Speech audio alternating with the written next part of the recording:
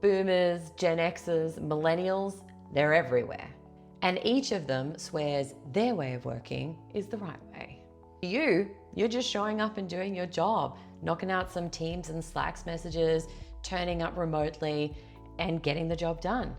But to them, it's like you've broken some unwritten law. It's like turning up to a game where everyone is playing by different rules and no one has handed you any of the handbooks. So in this video, I'm going to break down how do you dodge those generational landmines? How do you find out those hidden rules and avoid kind of the awkward clashes? And you can actually turn these into really productive relationships that are going to help you move your career forward. So let's get into it. Well, this is a very real challenge in the workplace. For the first time in history, we have 5 different generations navigating the workplace. And you are currently the most recent into the world of work. We have an entire other video that talks about generational differences, and I thoroughly encourage you to go and watch it, because there we do unpack some more specifics about what has influenced different generations in how they think, their belief factors, frames of reference, and so on and so forth. But if we center down into communicating at work, which obviously is incredibly critical for us to be able to do our jobs, I've got a couple of things for you to take into consideration. So first things first is acknowledging that let's assume good intent, not sameness, okay? So when we're going into a conversation with someone and they don't seem to be getting it, or there feels like there's a miscommunication and that connecting is not happening, let's work on the assumption that everyone's coming from an okay place, or at least they're coming from their own frames of reference, and that we are different and we are going to think about things differently and communicate differently accordingly. So ultimately people do want to collaborate, so we'll just keep it sort of respectful.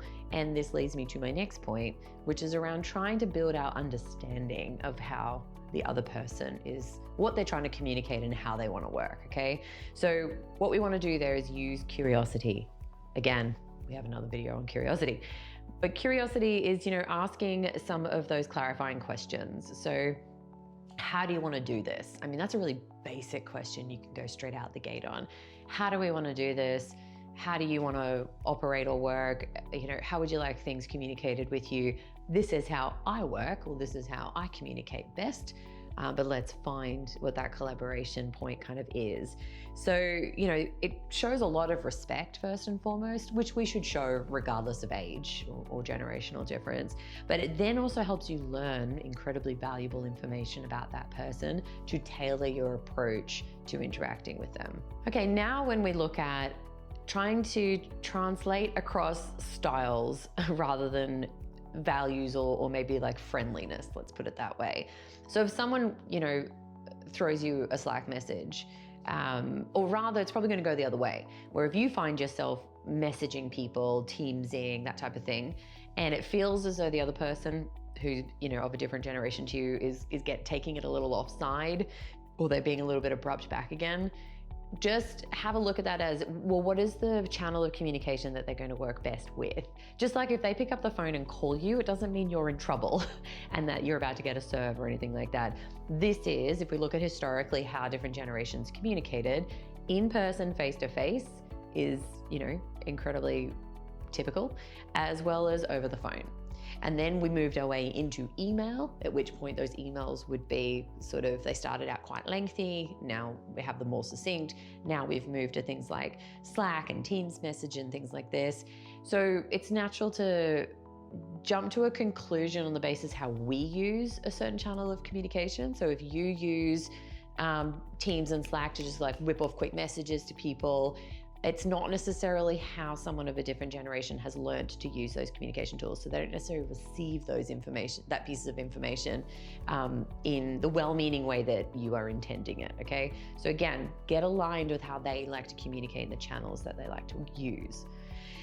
And then finally, lead with empathy, and then we're gonna practice adaptability. So again, going to that point around using curiosity to understand where they are coming from, we want to help build out our understanding of their frames of reference, understanding their perspective, where are they coming from, what are their priorities, and really just continuing to use those questions and adapt with their style. This does not mean change who you are and completely change how you communicate. It's about collaborating and ending up in a place where you know them really well and you get how they need to be communicated with, and it just makes things incredibly seamless. So even though you are born in different decades, you are not as different as you think, and this communication patterning is about understanding everyone's preferences and then adapting accordingly.